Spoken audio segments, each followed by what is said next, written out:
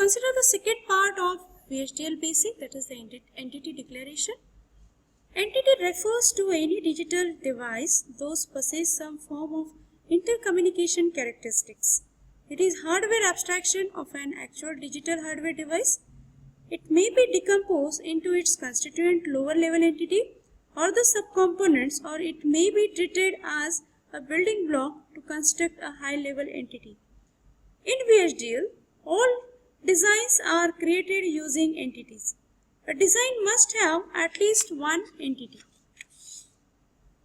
The term entity is keyword in VHDL. The term entity signifies the start of the entity statement. It specifies the number of ports, direction of the ports, and the type of the port. An entity is assigned a name, and the corresponding construct declared its input and output signals known as port. So port is identified by the keyword port. Each port has associated mode that specifies whether it is input port or the output port or the bidirectional port of the entity. Since each port represents signal, it has an associated type. The word entity is port, in, out, and in are the keywords in VHDL.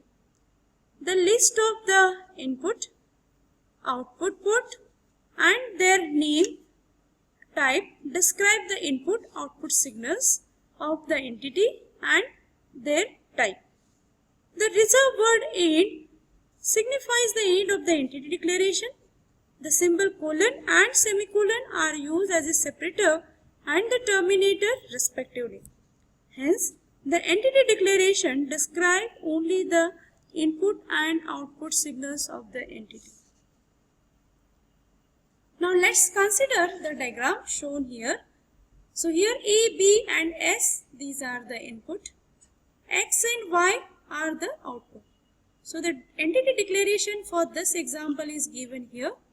So entity name of the entity is my circuit. Then A, B, S, X and Y are the port name or the signal name.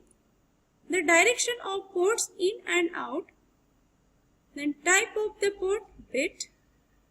Note the absence of semicolon at the end of the last signal and the presence at the end of the closing bracket. Finally, end specifies the end of the entity.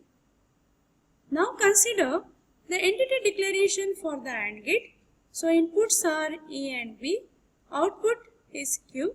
So entity AND2 is, so port A and B, these are the input, Q output and end of the entity. Now consider the entity declaration for XOR gate using basic gate, that is AND, OR and NOT gate. Here the input are A and B and the Y is the output. Now consider the entity declaration for the RS flip-flop. Here the inputs of sets and reset, these are the input. Q and QB, these are the output. And this is the entity declaration declaring set and reset as the input, Q and QB as its output.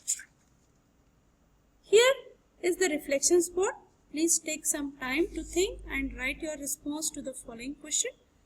Questions are: draw the basic gate and the universal gate and also write the truth table of each. Write the entity declaration for these basic gates and the universal gate. Thank you.